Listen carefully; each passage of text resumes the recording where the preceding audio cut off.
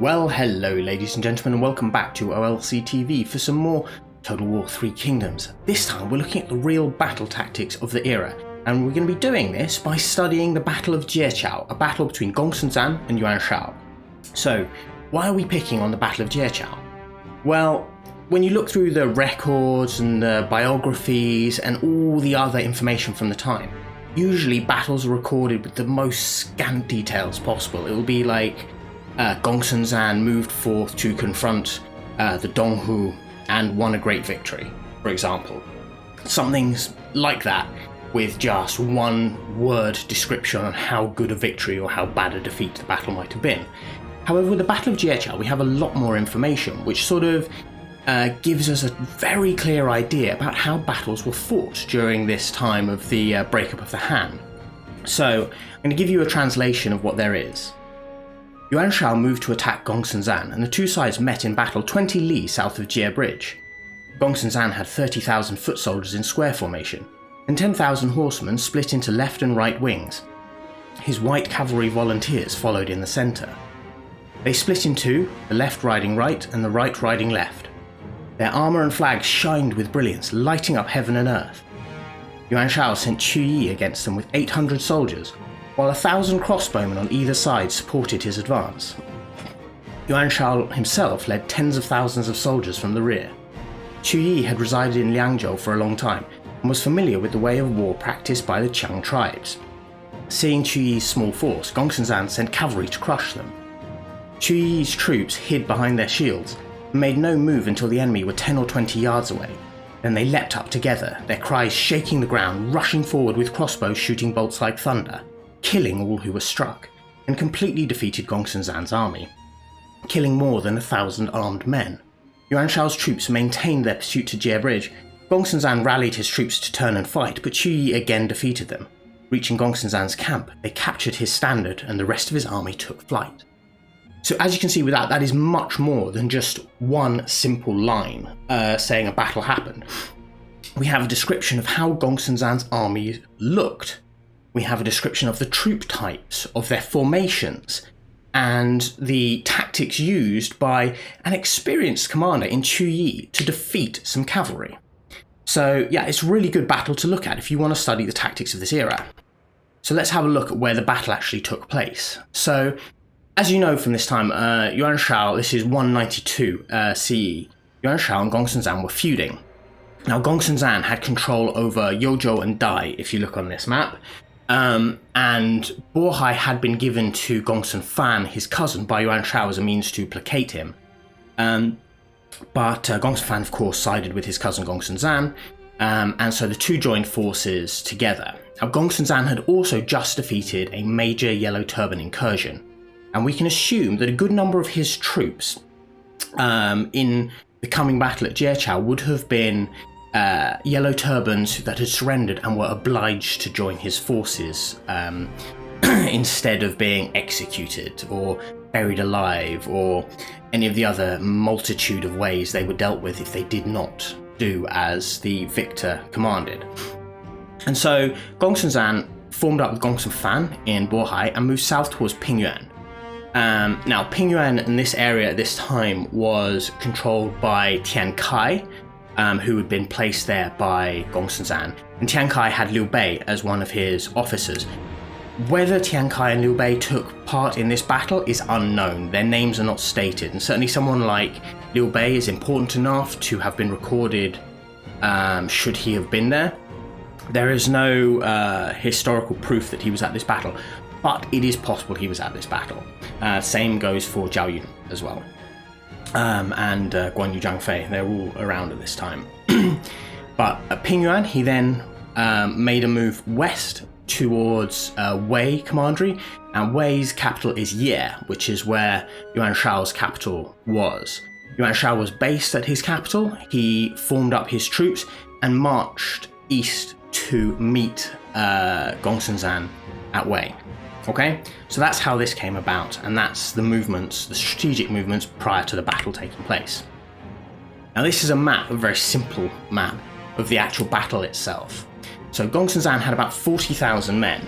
Now what were the breakup of these men? We know that he had 10,000 cavalry, and he had 30,000 foot soldiers, and he had his White Horse Volunteers. Now, the White Horse Volunteers were his own professional fighting force that he had used very successfully fighting battles along the frontiers of the northern frontiers of China against barbarians, rebellions, everything, right? The rest of his troops, little is said. We can assume, when it says foot soldiers, that he had some archers of some description in that force, but we don't know how many. We can also assume that the majority of these troops were made up from the Tuntian garrisons that were dotted along the northern frontier to provide fighting soldiers to defend the frontier. Also from defectors from the Yellow Turbans having just been defeated, and levy troops. So they're a mixed group of individuals. Some of them may have had fighting experience, some of them may be very strong fighters, professional fighters, but the vast majority were probably very inexperienced, very ill-disciplined troops. And that same can be said for Yuan Shao's troops, who were probably mostly levy troops as well. He would have had some officers in amongst his men, and these officers are likely to have had their own personal retinues who would have been better armoured, better trained than the average soldier. But the only officer that is named in his force is a guy called Yan Gang, who he just made governor of Ji province. Now, Yuan Shao is noted as having at least 800 spear troops with shields and 2,000 crossbows. The rest of it we don't know. We can assume he had some cavalry as well, but it just simply doesn't state how many. Okay. Now Gongsun Zan took his men, crossed Jie Bridge, and went to Guangzhou County. At Guangzhou, he instilled his own local government, and this tells us that this area was sort of flip-flop region. So a lot of the areas in China, the local leaders, government forces were not necessarily all that loyal to their nominal liege. This is because with the breakdown of the Han, loyalties had started to become very, very fluid, and people were looking for someone who would best serve their interests. So the fact that Gongsun Zan could move into Guangzhou without having to fight for it and instill his own governors suggests that this area was not as loyal to Yuan Shao as you might have thought, given its proximity to his capital. At Guangzhou, he made camp, stayed there for a few days, and then moved back towards the Qing River and south and west towards Yuan Shao's capital.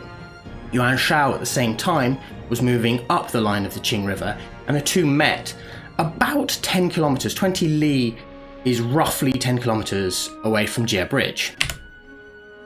Now this is how the battle formations worked. So we know that Gongsun Zan's troops were in a square formation with two cavalry wings, White Horse Volunteers behind, and then Yuan Shao had his troops. It doesn't state the formation, but we can assume it was probably relatively similar, maybe more of a line because he had Chu Yi as his vanguard. Chu Yi had his 800 spears, flanked by 1,000 crossbowmen either side, so 2,800 men in total.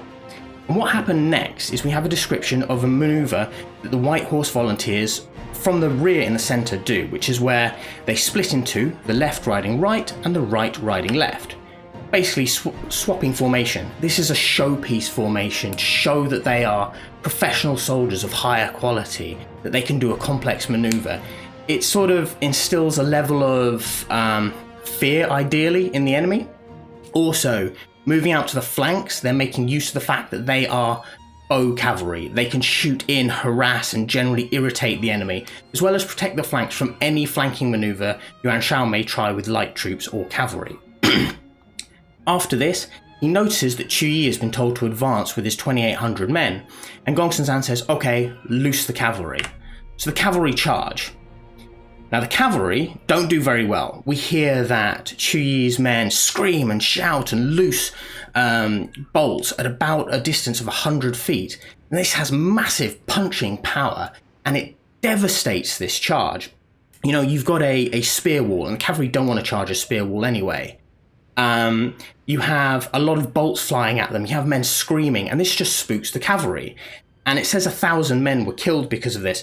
Whether 1,000 men were killed because of the bolts, because it says the bolts all hit home and score a kill, it's unlikely. Certainly some of the troops may have been spiked on the spear wall.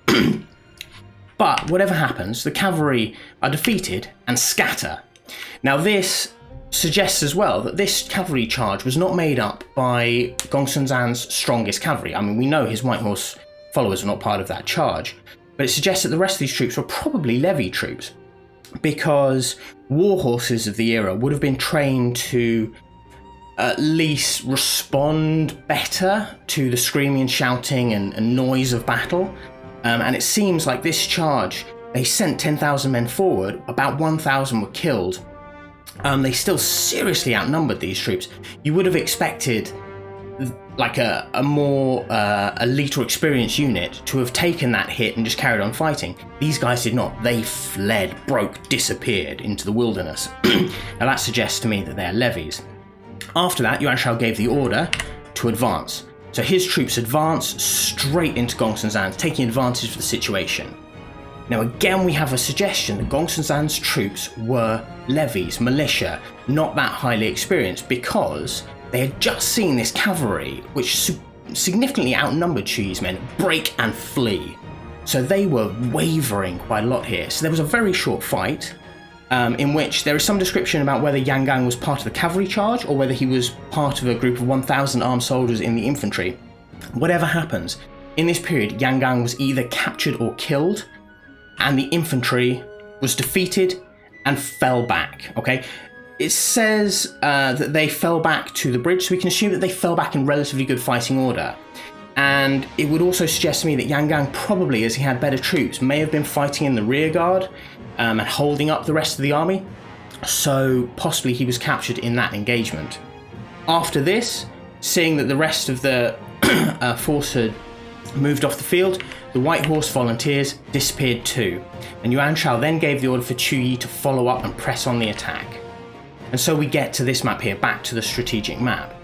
So Chu Yi had pressed on with more troops, we can assume, certainly Yuan Shao's light troops, any cavalry he had, to follow Gongsun Zan back to Jie Bridge. Yuan Shao's main force, the heavier troops, was then about 5 miles behind Chu Yi. The White Horse Fellows had gone back towards Gongsun Zan's main camp, whilst Gongsun Zan was rallying his forces at the bridge to fight a defensive battle. Now, the White Horse Fellows noticed that Gongsun Zan wasn't at his camp, and so started to move back towards the river. At the same time, Chu Yi and Gongsun Zan were fighting a battle over at Jie Bridge.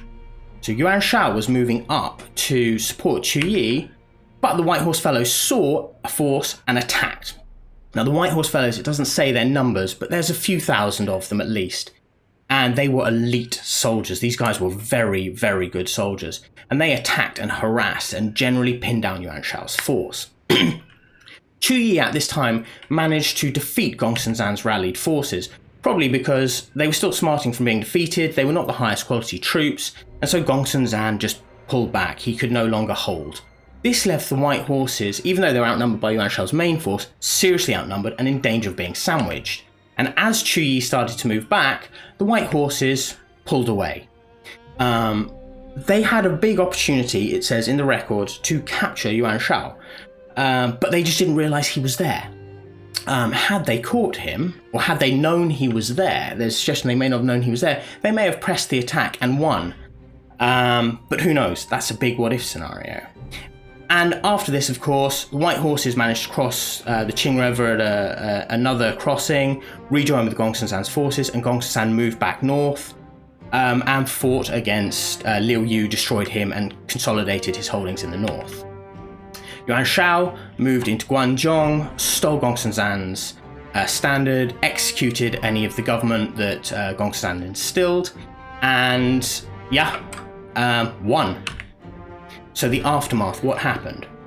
Well, Yuan Shao had not managed to score a decisive victory against Gongsun Zan. Gongsun Zan was still a threat for another 7 years, and he would come down and threaten the same area again, though not quite get as close to Yuan Shao's capital. But what it did show that someone of Gongsun Zan's ability, who was a renowned fighting man from the northeast, could beat someone who had very little, could lose to someone who had very little fighting experience in Yuan Shao, just by clever use of tactics. Seems very simple, just putting a small group of soldiers up front, but Chu Yi's men were professionals. They held in the face of an overwhelming cavalry charge and beat them. And you'll see this happen time and time again throughout the Three Kingdoms era. Battle of Hefei as well, where Zhang Liao led 800 men and attacked the entire Wu army led by Sun Quan and won. Is another example of professional soldiers being able to defeat superior forces in numbers, but inferior in terms of quality. Anyway, that's it from now, ladies and gentlemen. I really hope you have enjoyed this. If you have, please feel free to drop a like and subscribe. If you have any areas of this history you would like me to cover in more detail as well, please let me know in the comment section below, and I will definitely cover it. But thank you very much for joining me, ladies and gentlemen. I really hope you've enjoyed it. See you next time. Bye bye.